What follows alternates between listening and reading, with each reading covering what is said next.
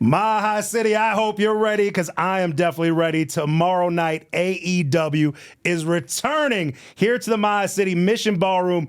We're talking about two shows here. We're talking about Dynamite. We're talking about Collision. And right now, I'd like to welcome All Elite Wrestling's own Tommaso Ciampa. How are you, man? Thank you for having me, man. I love it here in Denver. I'm excited to check out the Mission Ballroom. Never performed there before. Heard it's a great concert site.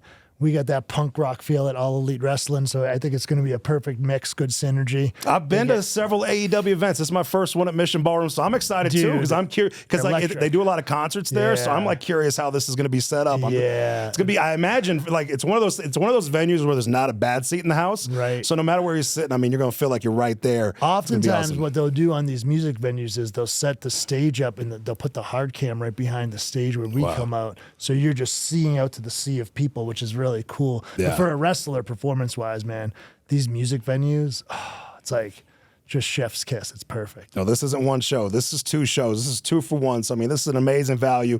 AEW's back here. And, I mean, what a month for you. Right. Your debut was just like weeks ago. 3 weeks, man. 3 weeks to tomorrow makes 3 weeks since I've been with AEW. Sometimes it feels to people, to me even, like it's been months. But yeah, it's what a whirlwind. Well, very quickly, I mean, let's just get right into it because, I mean, very quickly, right away, you struck gold. TNT Championship was like 11 days in. You got that gold. Felt good. Well, let's start with the debut. You know, walking out there, a shocker to everybody. Right. Like, oh my goodness. Hard to keep secrets nowadays. I am always on the sheets, and it's probably for better or worse. Secrets, man. So when I get surprised, it excites me. You know what I got to do? And I keep telling myself, and I haven't done it yet, but I got to put it in my stories or on my Instagram, some of the behind-the-scenes photos from that day, sneaking around. Yes. So I went with the family, and we flew 3 hours out. A day and a half before just to make sure we weren't seen. I had the pandemic, the mask on, the hoodie, the hat, the glasses.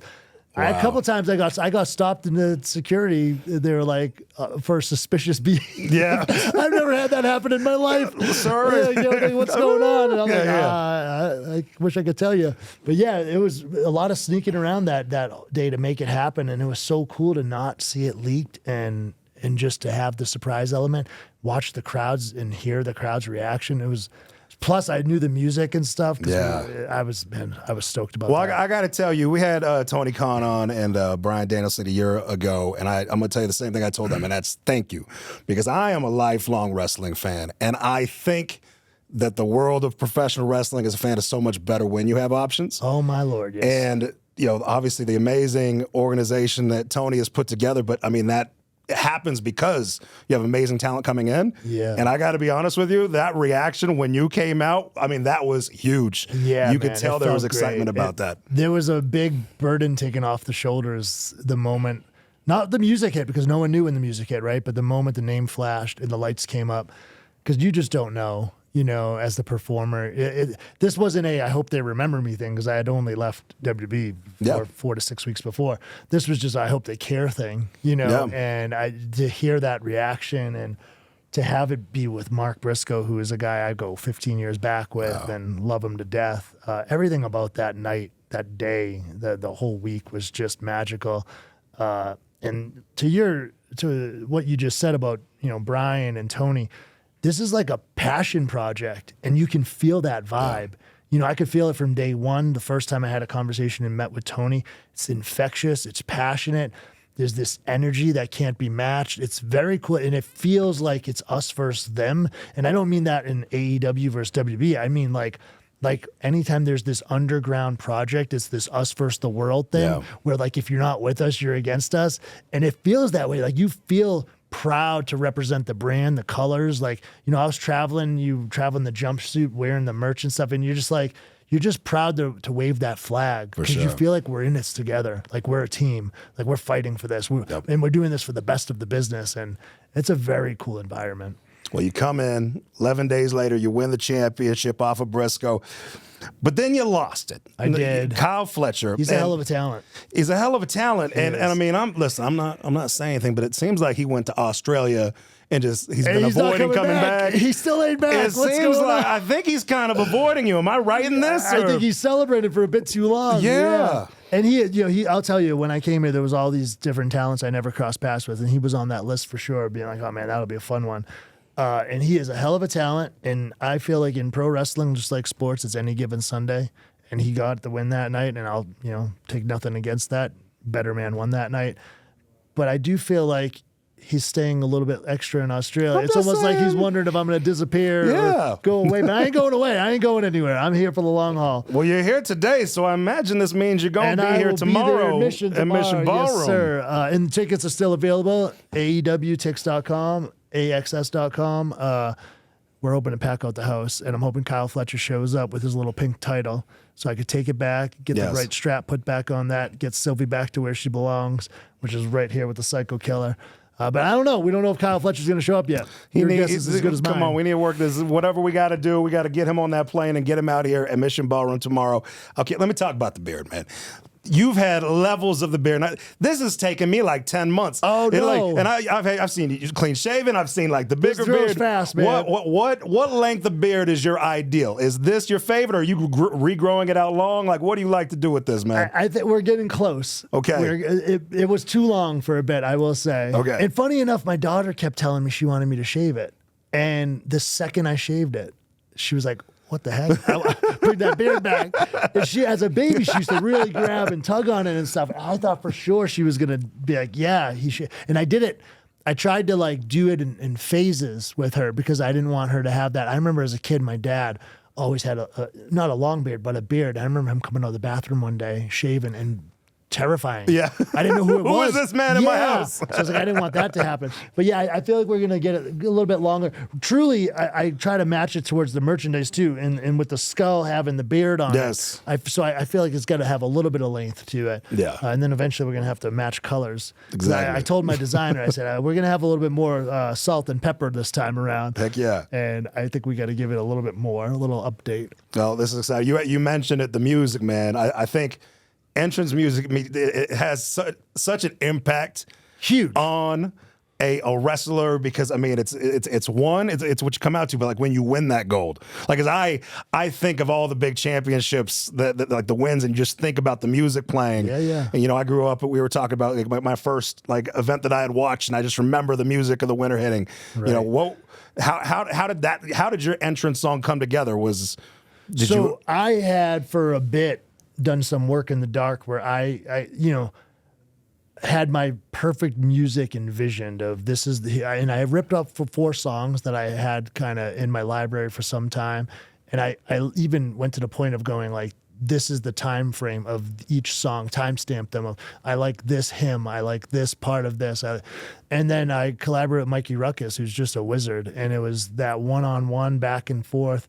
Helps a lot when there's not a middleman and you can just really just rock with the person. Yeah. And he was getting it right out the gate. We were 7 tries deep and we were done, which is that's unheard of to get it that fast. Even the first take was killer, and it was just little adjustments from there. Presentation, man, in wrestling is everything. For a long time it wasn't. It was your ring work and your promo work, and presentation kind of fell somewhere behind that. I would argue presentation is number 1 now. Yeah. It's number 1. All the kids like to call it aura and stuff, and you don't control that. You know what I mean? Right. And in all elite wrestling, AEW, we get a lot of collaboration, a lot of control over how we want to present ourselves, and that is wonderful. It's a breath of fresh air. So that was just. I already had the logos and stuff mocked up. I have a really good buddy, Tom, who is an artist, and he's unreal. He's worked with Marvel and DC and all these different places. So we'd worked together in the past to do a Blackheart design. So I was like, hey, man, we got to reconfigure this. We put the willow tree for my daughter into this, and we just made it personal, which I think that you have to. You got to make it. You got to be you. You got to be authentic, So to have all that and all those elements come together in such a short time frame, awesome. we were talking like a 2 to 3 day window to get everything done. Yeah. I didn't even see the actual developed finished Tron until 2 hours or so before I walked out on a phone. They were like, all right, you're going to stand there. And then I think you were talking, Renee, you were talking about, it seems like that thing was worked on for weeks and weeks. So that's great. It came off so good. Yeah. And man, it felt that way too. Out there in the fire, they surprised me with the fire. Didn't know that was coming. Insane fire. I mean, that was a lot of pyro. It was just epic, man. Yeah, I couldn't have dreamed up a better scenario. Before we wrap this up, I wouldn't ask you, but I did see you post about it yesterday. AJ Styles. Yeah, it was official. Man. There was a lot of, he didn't put the glove. Yeah, we don't know. You've obviously had a long, you showed some love with him on your Instagram. Yeah. A guy like that on the end, what are your thoughts on, AJ Styles when you look at his career? You can never do a best ever. It's impossible. It's all opinion, but he's in the conversation. And that's all you can hope to do as a performer, be in the conversation. I got to wrestle him a few times, a couple times on live events. I got to have one televised match with him to determine the U.S. Championship contender, and that was probably the most fun I've had, in televised. I didn't get many of those good singles televised matches, so that was a ton of fun. And he's just one of them guys who, even behind the scenes, just a stand-up guy. Wow. You know what I mean? Like, he's not trying to backstab anyone. He does it right. He works hard. He lets his work speak for itself. He's earned the right to do whatever he wants at this point. Yep. And if that means he hangs it up and does the family thing, good for him. Yep. If that means he just takes a break and then decides, hey, I'm going to do one off here, good for him. Whatever he decides, man, he's earned it. He's proven to be the best everywhere he's went. TNA, New Japan, Ring of Honor, WWE. If he ever does it at AEW, he's immediately going to be one of the best. Yes. There's no hesitation in that, right? There's a lot of dream matchups. So whatever he decides to do, though, good for him, man. But kudos. Like you said, in terms of those single matchups, I just look at this screen right here. I see That'd be wonderful. I see MJF. I see Swerve. We got Ospreay coming back. I know you got your wish list, man. Put that wish list out. Let's knock these boxes out because I can't wait to see you in the ring with each and every one of these guys. Two guys up there that I've never once shared a ring with MJF and Swerve, and that's the ultimate goal, right? MJF is the ultimate goal. He's got. Well, look, you're going to win the TNT Championship here soon, and then, then I think maybe some world title gold might be on. And it's the prettiest title in all of professional wrestling. That's a sexy belt. It sure is. That's a sexy belt. It sure is. So. Get your tickets right now. We got the link below. AEW's here at Mission Ballroom tomorrow. We got Collision. We've got Dynamite. It's all 2 for 1, and you're going to be there as well. It's going to be a great time. It's unbelievable, man. I can't wait. And if Kyle don't show up, you'll see the Psycho Killer in some capacity. I just don't know what that is yet. Let's go.